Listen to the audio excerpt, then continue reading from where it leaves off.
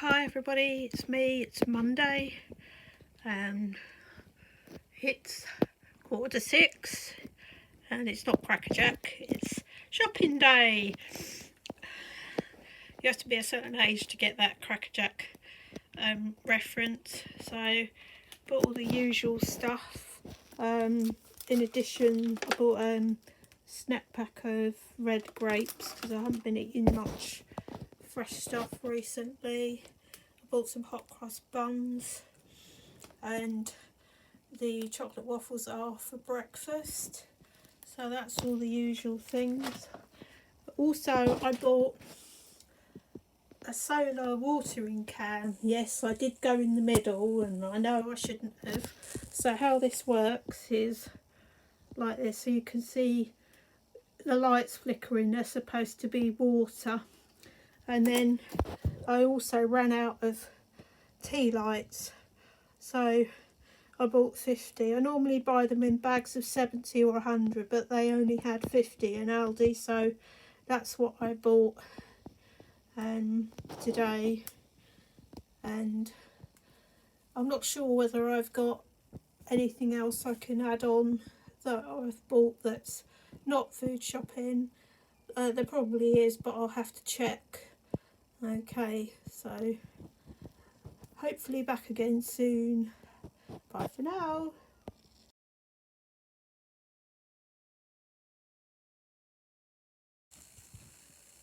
Hi everybody, I'm back again. So yes, I did have some things to show you that I bought at the weekend on Saturday. My friend and I went to a little well, village, I suppose you'd call it.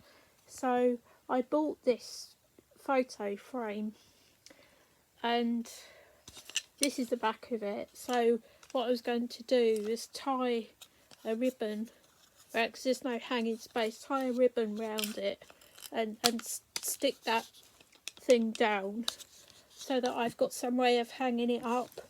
And I've got a little piece of card that I can do a painting on. As you will probably have noticed from the back of it, you have to unscrew the little tabs, I don't know what you call those. I don't know why it's got screws on it. I've never come across a photograph frame that's got screws on it, but I guess they had their reasons. So once I've done the artwork to go in that, I will put it on one of my artwork videos. And as for the rest of it, books again. So this one's called Flawed. I've read one of Cecilia Aherne's books before. I can't remember what it was called, but they did make it into a film. And Cecilia Aherne is, I think she's the daughter of Bertie Ahern, who was an Irish politician back some time ago. So I've obviously not opened this yet, so I don't know what it's like, but it's about somebody who lives a perfect life apparently, but she breaks the rules and faces repercussions. She could be sent to prison, found to be flawed. In this heartbreaking, uplifting novel, a society is depicted in which perfection is paramount and mistakes are punished, and where one young woman takes a stand that could cost her everything. That was 50p. And then there's this one called The Storyteller of Casablanca, Fiona Valpy. I've never heard of Fiona Valpy before, so I'll have to see what her storytelling style is like. Again, once I've read it, this will go in my books playlist. A Strange New City offers hope to a young girl. Can it also offer a lost soul a second chance? So this is one of these split timeline books. So it starts in 1941 in Morocco, and then it sort of switches between that and 70 years later, another arrival in Morocco, and she finds a wooden box and a diary from the 1940s under the floorboards of her daughter's bedroom. So she enters the world of the young woman who was in that house in 1941, and it's not long before, in the present day, 2011 I think it is, before she sees her adopted city through the eyes of the young girl, but can a new perspective help her turn tragedy into hope and find the comfort she needs to heal a broken heart? Again, that was 50p, so I will let you know what that's like.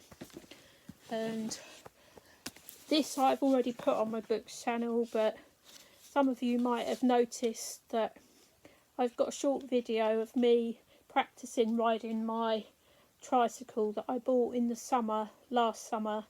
I obviously haven't got all the bits and pieces to make it roadworthy yet, such as a bell and a repair kit and a pump. So I've got my high visibility jacket and a helmet and things like that, but obviously I need the other bits and pieces, like, and another lock as well, because I've got one that I can bolt onto the frame, but I also need another lock to when I leave it somewhere. A D lock is apparently the best thing according to this book, and this goes into the history of cycling, and it's obviously, as it says, got routes that you can follow, and it was made into a BBC TV series, and it's foreword by Claire Baldwin, as you can see, because she's cycling aficionado, fanatic if you like. So that I've already started reading this one, so I've gone through the history and I'm reading a bit about safety and equipment at the moment. So that's that one. And the last book is this one, which is one that I saw years ago when our WH Smith's was closing, and when I went back to get it, it had gone. So this I found in a charity, in the same one of the same charity shops that I went in at the weekend, and it's got quite a number of recipes in there that I remember from my childhood, when my grandparents, grandmothers and grandfather, because my maternal grandfather was a baker and my paternal grandmother used to bake cakes and make jam and all sorts of things, and when she was a lot younger she used to be a member of the WI. So I'm looking forward to doing some recipes from here, because there are some that can be done as batch cooking, which is something that I really ought to get back into if I can manage it, just to try and buy stuff that I know what the ingredients are, and I like baking anyway, and I do have a baking business, as you might have noticed, which is not operating at the moment, but I do hope to get it back into operation in the near future. So that's that.